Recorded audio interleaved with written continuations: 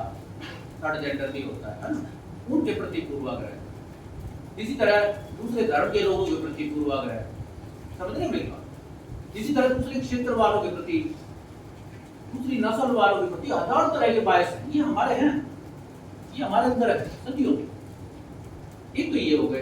दूसरी बुराई आ गई रैगिंग की, जो पश्चिम से आई। एक बुराई वो जुट गई, पूर्वाग्रह और बुराइयों का जब मेल होगा कितने खतरनाक परिणाम।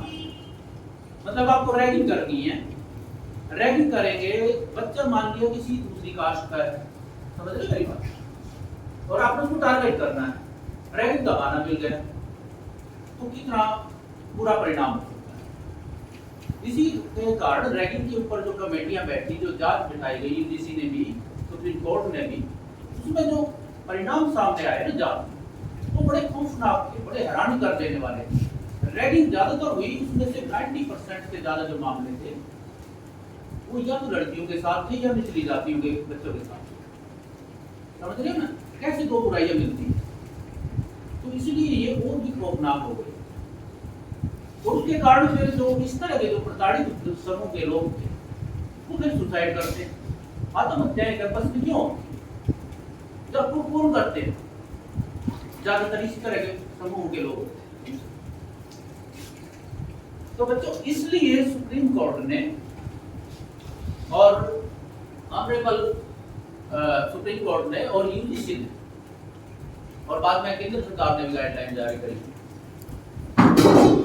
इसको एक दंडनीय अपराध घोषित कर दिया। ये एक पनिशेबल क्राइम है, समझ रहे हो?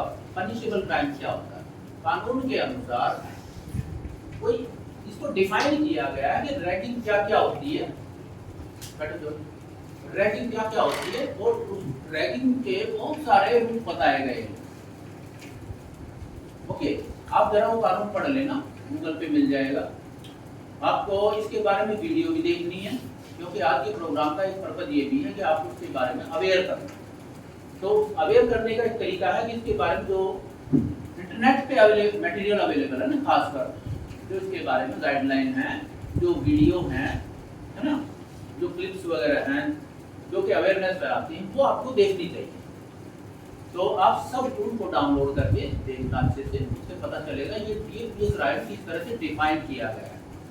जब कोर्ट में मामला जाता है तो उसकी बहुत सारी धाराएं बनती हैं, भाई कौन कौन सी धाराएं लगाई गई है, और इस कानून की भी कई धाराएं, कानून की भी है ना, टर्मिनोलॉजीज होते हैं। तो इसमें छोटा सा भी मामला अगर आप पे लागू हो गया तो कानून के अनुसार वो दंडनीय अपराध है। तो छोटे मामले से लेके और गंभीर मामले तक सब में सजा अलग अलग तरह की। तो बस मैं इतना ही कह रहा हूँ कि ये क्राइम है, इससे कोई बचा नहीं सकता। और आप ये सुनिए, सीनियर जूनियर क्या करते हो, मुझे तो समझ में आता है। देखिए इतिहास में 50 साल का भी टाइम कुछ भी नहीं होता। आज मुझे 30 साल हो गए लेकिन डिपार्टमेंट में, लेकिन वैसे ऐतिहासिक रूप से जब हम विश्लेषण करते हैं तो 40-50 साल का समय भी कुछ खास नहीं होता, समझ रहे हो? अब औरंगजेब का पीरियड था, 50-52 साल राज किया देश, उसने धार्मिक कट्टरता लागू करी देश, है ना, लोग कहते हैं, बहुत सारे इतिहासकार कहते हैं, लेकिन कट्टरता लागू कर ही नहीं, मान लिया। तो भी इस देश का फैब्रिक तो नहीं बदला ना। इस देश में हिंदू मुस्लिम जो एकता बन गई थी, जो कंपोजिट कल्चर बन गई थी, वो औरंगजेब जैसा आदमी नहीं टिका पाया, समझ रहे हो? लोग जो करीब आ गए थे आ गए, ये हमारी कल्चर है। तो एक व्यक्ति इतना कुछ नहीं कर सकता। कई बार हम डर जाते हैं कि फलाना जो है प्रधानमंत्री ऐसा कर देगा, मैं इससे ज्यादा यकीन नहीं करता। प्रधानमंत्री तो रहती ही 5-7 साल, 5 रह लेगा, 10 रह लेगा, 15 साल रह लेगा, उससे ज्यादा थोड़ा नहीं। ओके, देश की फैब्रिक है, हमने बनाई है, अच्छी चीजें भी हमारी, लेकिन ये जो सीनियर जूनियर करते हैं ना आप, ये मुझे समझ में नहीं आता। क्या एक साल का ही तो फर्क है ना भाई, एक साल का ही तो फर्क है। आप एक क्लास पीछे हो, आप में से कई बच्चे ऐसे भी हो सकते हैं जो जिन्होंने कोई और कोर्स कर लिया होगा, तो ऊपर में आपसे बराबर या बड़े नहीं होंगे। तो इस तरह का भाव नहीं रखना, आप फ्रेंड्स का भाव रखना, समझ रहे हो? कोई जूनियर नहीं है। आप देखिए आज से ये मानेंगे कोई जूनियर नहीं है, कोई सीनियर नहीं है। ये सीनियर वाले खासकर समझ लें, किसी को जूनियर समझने की जरूरत नहीं है। इनको दोस्त का भाव रखना है, ये हमारे दोस्त है, ठीक है? दोस्ती का हाथ बढ़ाना है इनकी तरफ और इनकी मदद करनी।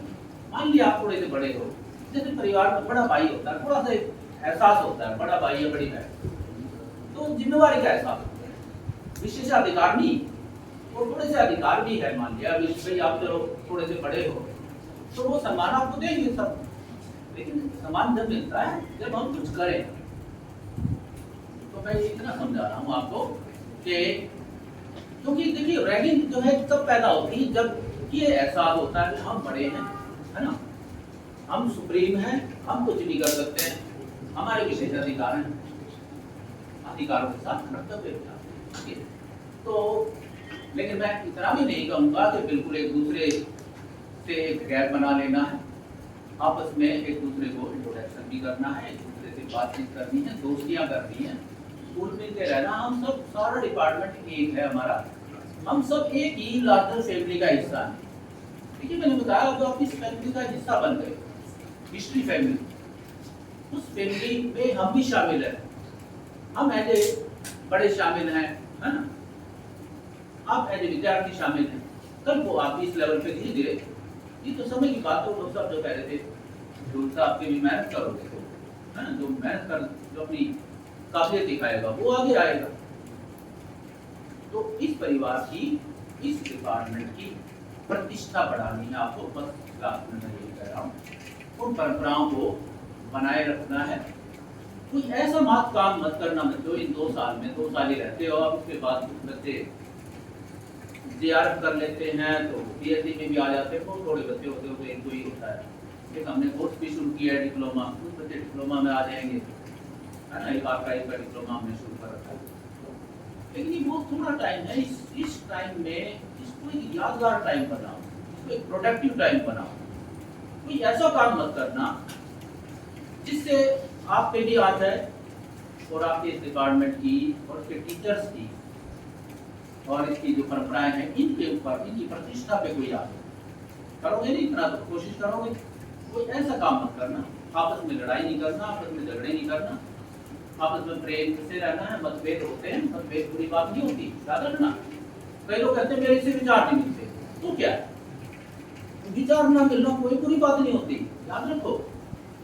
मतभेद हो सकते हैं, सुना होगा ना अपने कहावत, मतभेद हो सकते हैं, मनभेद नहीं होते, मतभेद नहीं होते। मतभेद से ही तो ज्ञान का विकास होता है। जानते आप यूनिवर्सिटी में, यूनिवर्सिटी का मतलब होता है, यूनिवर्सिटी शब्द किससे बना है? यूनिवर्स से, यानी आपका एक यूनिवर्सल विजन होना चाहिए। यूनिवर्सल विजन कैसे बनता है? एक विचार से थोड़ा ना बन जाएगा, परमाणु से जुड़ता है ये शब्द। हम तो दुनिया की भी बात नहीं कर रहे, हम तो ये कह रहे हैं और भी ग्रह हैं, एलियन है, पता नहीं कौन कौन, वहां से भी आइडिया आ सकते हैं, वहां से भी लोग हो सकते हैं, उनके भी आइडिया हम सुने समझे, तब नॉलेज का विकास होता है। नॉलेज में हमेशा डायवर्सन जरूरी होता है, याद रखना। अलग विचार होना कोई खराब बात नहीं है, याद रखो। और वैसे भी इंग्लिश की कहावत है, अपोजिट्स अट्रैक्ट। जो बिल्कुल एक दूसरे से अलग दिखते हैं लोग, चाहे वो नस्ल में अलग हो, रंग में अलग हो, जात में अलग हो, धर्म में अलग हो, हमेशा उनके प्रति एक आकर्षण बनता है और बनना चाहिए। उसी से हमारा ग्रोथ होता है, इंटेलेक्चुअल ग्रोथ। तो इसलिए डाइवर्सिटी का सम्मान करना चाहिए, विविधता, है ना। हमारे देश की खासियत भी है यूनिटी इन डाइवर्सिटी। विविधता का सम्मान करो, भिन्न विचारों का सम्मान करो।